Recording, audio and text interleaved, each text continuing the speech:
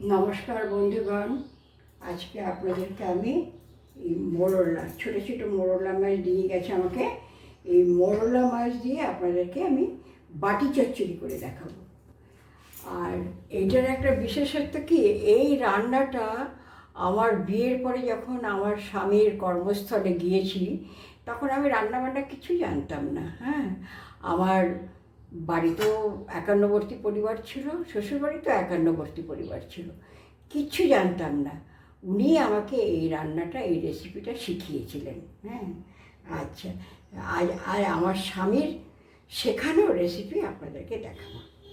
মাছটার মধ্যে কুচনো পেঁয়াজ এই যে ঝিরি ঝিরি করে কেটেছি, যেটাকে ঝিরি ঝিরি বলি আমরা। হ্যাঁ, ঝিরি ঝিরি করে এই মাছ, যতটা মাছ প্রায় ততটা পেঁয়াজ। হ্যাঁ, দুটো কাঁচা লঙ্কা দিলাম, হাফ টিস্পুন হলুদ দিলাম, একটুখানি জিরে দিলাম, একটুখানি ধনে দিলাম, একটু ঝাল ঝাল হবে, এই একটু লঙ্কার গুঁড়ো দিলাম। কাঁচা তেলটা দিতে হবে। এই বাটি চচ্চড়ির নিয়ম হলো আপনাকে কোনো ফোড়ন দিতে হবে না, আপনাকে কোনো ফোড়ন দিতে হবে না বা কড়াইতে তেল দিতে হবে না।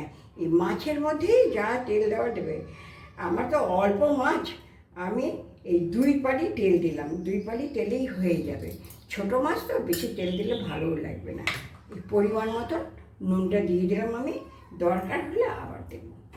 এইবারে এইটাকে আমি হাতে মাখাবো, খুব ভালো করে, খুব ভালো করে মাখাবো।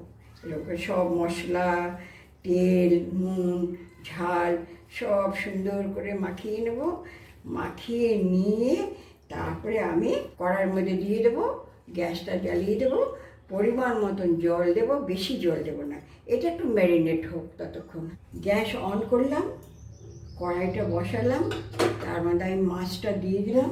বাটিতে যে মশলাটা লেগে আছে, বাটি ধোয়া জলটা, বেশি জল দেবো না কিন্তু, এটা বাটি ধোয়া জলটা দিয়ে দিলাম। আর ওইদিকে সিমেই আছে এখনও এটা। আর এর মধ্যে একটু আনাজ দেব। আপনার যদি ইচ্ছা হয় শুধু পেঁয়াজ দিয়ে করার, তো শুধু পেঁয়াজ দিয়েও করতে পারেন। তা আমার ইচ্ছা হলো একটু আনাজ দেওয়ার। হ্যাঁ, একটু আলু দিলাম, একটু বিনস দিলাম, আর একটু ঝিঙ্গা দিয়ে দিলাম। কাজেই আমি আর জল দেব না। যেটুকুনি জল দিলাম, দেখলেন তো কতটুকুনি জল দিয়েছি। এই ধরুন এইটুকুনি জল দিয়েছি। হ্যাঁ, এইটুকুনি জল দিয়েছি, আর জল দেবো না। ঝিঙ্গা থেকে জল বেরোবে, আর এইটা সিমে সিমে হবে। এবার এটাকে আমি ঢাকা দিয়ে দেবো। এটাকে আমি একটুখানি হাই করে, এটা যখন গরম হয়ে যাবে তখন সিম করে দেবো। পুরোটা সিমে হবে, নাড়াচাড়া করবো না, নাড়লেও খুব আলতোভাবে একটু এদিক ওদিক করে দেবো, কিন্তু ঘাটাঘাটি হবে না, একদম ঘাটাঘাটি হবে না। আচ্ছা, একটুখানি হাইয়ে দিলাম, দেখি হ্যাঁ আওয়াজ এসে গেছে। এবার আমি সিমে করে দিলাম, জল কম দিয়েছি তো, আমাকে সিমে দিতে হবে। এবার এটা হতে থাক। একটু ধনেপাতা কুচিয়ে রাখলাম, এর মধ্যে একটু ধনেপাতা দিলে খুব ভালো লাগবে খেতে। এখানে রাখলাম।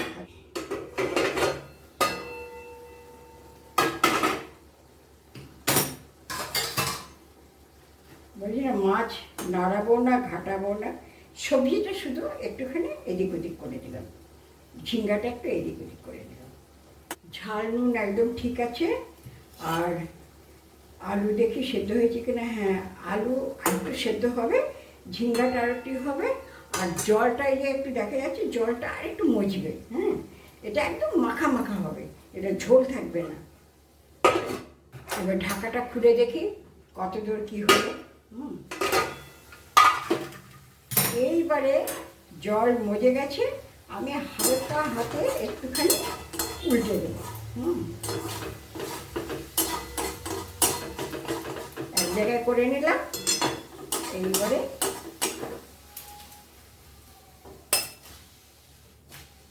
এই উপরের জিনিসটা নিচে চলে গেল, নিচের জিনিসটা উপরে চলে, ঝিঙ্গাগুলো নিচে চলে গেল, আর উপরে নিচের জিনিসটা উপরে চলে আসলো।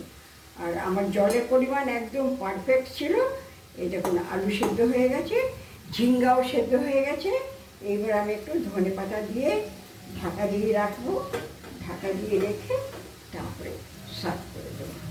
এই ফাঁকে একটা কথা বলি, আমার বাবার বাড়িতে কয়লার উনুনে রান্না হতো, শ্বশুরবাড়ি আসাম, ওখানে কাঠে রান্না হতো, হ্যাঁ। আর আমি কয়লার উনুনও ধরাতে জানতাম না।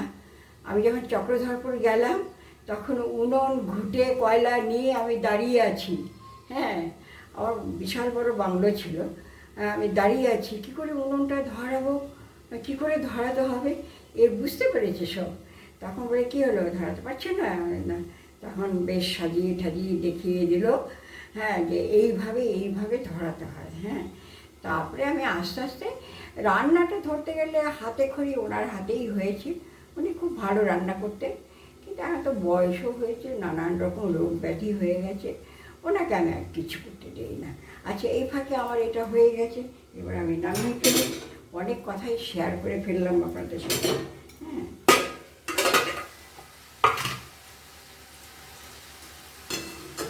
এবার ধনে পাতাটাকে উল্টে দিই একটু, দেখুন কীভাবে উল্টে দিয়েছি, ধনে পাতা ভিতর দিকে চলে গেছে। এটার ভাপে ভাপে ধনে পাতাটা হয়ে যাবে। এই একটুখানি আমি আবার এটা ঢাকা দিয়ে গ্যাস অফ করে দিচ্ছি। আমার হয়ে গেছে, কড়াইয়ের হিটটা নিয়ে নিলাম, তাতে ধনে পাতাটা হয়ে গেল। ধনে পাতা বেশি ফুটাতে নেই, হ্যাঁ। এইবারে দেখুন আমার রান্নাটা।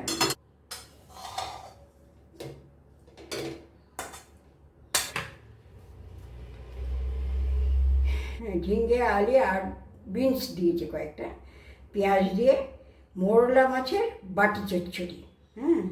এইবারে আমি চান করতে যাব, চান করে এসে আমার হাজব্যান্ডকে খেতে দেবো। উনি খেয়ে বলবেন ঠিক হয়েছে না, কারণ ওনার রেসিপি এটা। ওকে, তবে এখন বলে রাখি, ভালো লাগলো বলবেন, মন্দ লাগলো বলবেন, লাইক করবেন, কমেন্টস করবেন, সাবস্ক্রাইব করবেন, পারলে শেয়ার করে দেবেন। নমস্কার বন্ধুগণ, এই যে আমার হাজব্যান্ড। আজকে আমার হাজব্যান্ডের রেসিপি রান্না করেছি, উনি আমাকে শিখিয়েছিলেন এটা। মোরলা মাছের বাটি চচ্চড়ি। বাটি চচ্চড়িটা থালাতেই দিলাম, তুমি খেয়ে বলো কেমন হয়েছে। তোমার মতন হয়েছে? খেয়ে বলো, চটপট খেয়ে বলো।